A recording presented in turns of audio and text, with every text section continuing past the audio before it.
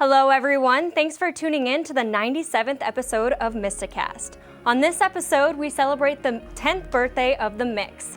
Plus, we have some breaking news in from our field reporter, Frankly Wrong.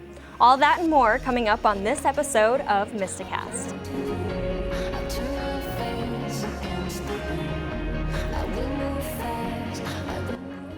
It's October, which means it's spooky season, a time filled with tricks and treats. Speaking of tricks, I'm going to send it over to Zachary to see what shenanigans he has going on.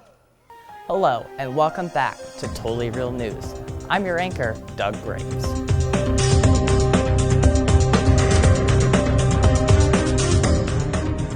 Now on to our top story. This morning, Metro Area Police responded to reports of a public disturbance. At the scene is our reporter, Frankly Wrong. Frank. Thank you, Doug. I'm live here on the scene where police are investigating a supposed monster dance party that occurred overnight. Locals in the area report that a bunch of ghouls came out from their humble abode and just started dancing, and that's when police were notified. I've been told by the chief of police that this monster mash was quite the graveyard smash, as apparently a local cemetery has been vandalized by the suspects. Police are now warning area residents to keep their distance as this monster mash has caught on in a flash, and they fear that more people may fall victim. I'll have more information as the story develops. Back to you in the studio, Doug. An eerie sight out there. Thank you, Frank. After this break, we bring you the inspiring story of a local purple people eater and how he is adapting to his brand new life with only one eye and one horn. You're watching Totally Real News. Sounds very spooky. Thanks, Zachary, for that update. Turning 10 is a big deal because it's the first time ever being an age of double digits. This year, Bismarck State College's radio station experienced this milestone. Originally starting out on the first floor of the National Energy Center of Excellence building, the Mix now has a professional studio in the BSC Armory. The Mix started out about 10 years ago with the help of Dusty Anderson and Kevin Kais. The Mix radio station instructor, who has been teaching the Mix for 6 years now, tells us more about its origins. It was basically just a way for, an opportunity for more, a different type of media to be introduced within the mass comm department and get students experience behind a microphone, experience communicating through a microphone and talking and doing their own radio shows and get the idea of how an actual radio station works and operates. The station was able to grow into what it is today with the help of a KFYR TV grant of $25,000 received in the summer of 2019. This grant helped to move, build, and expand the Mass Communications Department, which runs Mystic Media, including The Mix, The Mystician, and MystiCast.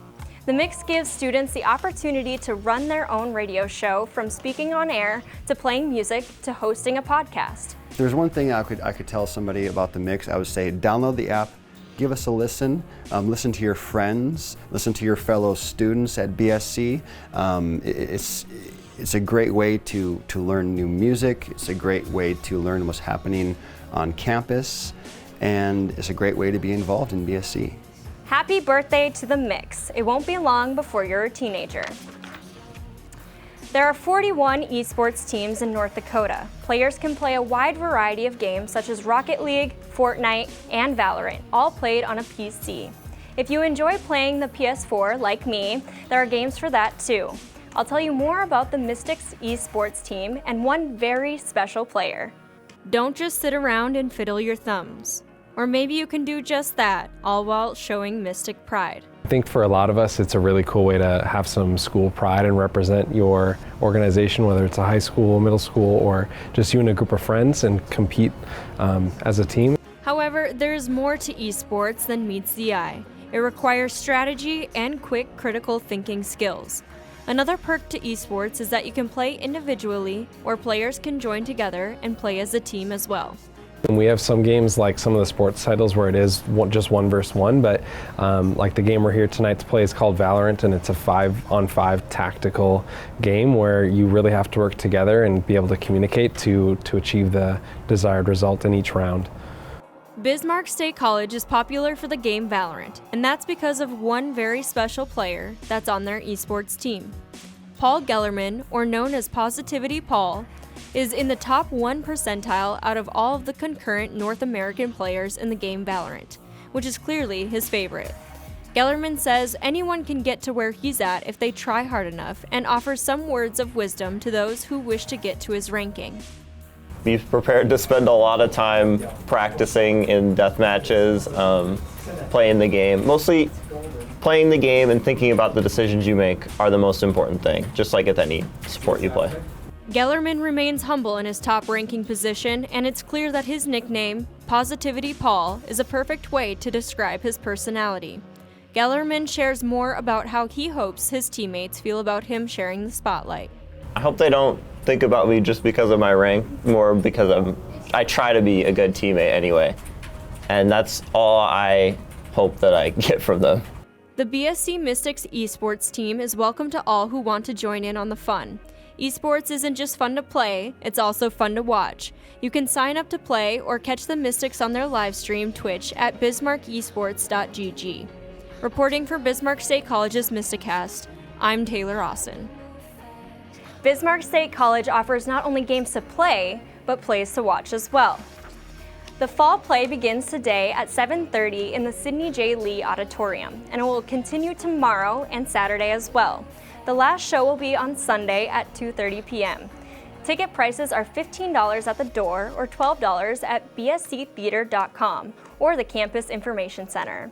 There are reduced rates for BSC students and faculty with an ID at the door.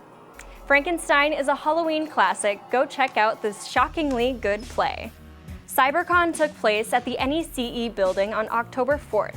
Sure, many businesses and corporations have IT departments that take care of their websites. However, it's all up to the employees to catch cyber attacks before they happen. Phishing, smishing, and misconfigured systems are the most common examples of ways a business can get a breach in their system.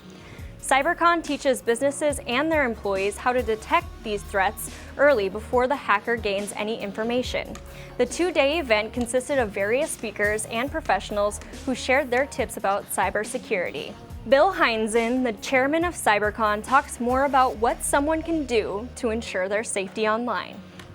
If you hover over the link without clicking on it, you will be given a preview of the URL. That URL often differs from what the text of the URL indicates it might say, right? So rather than a URL saying verbatim, www.google.com, the preview would actually show www.badsite.com.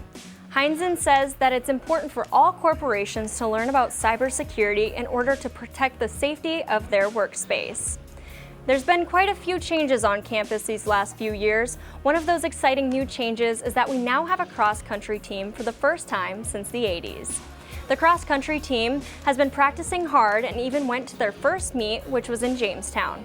They will host their first meet this week on the 21st at McDowell Dam.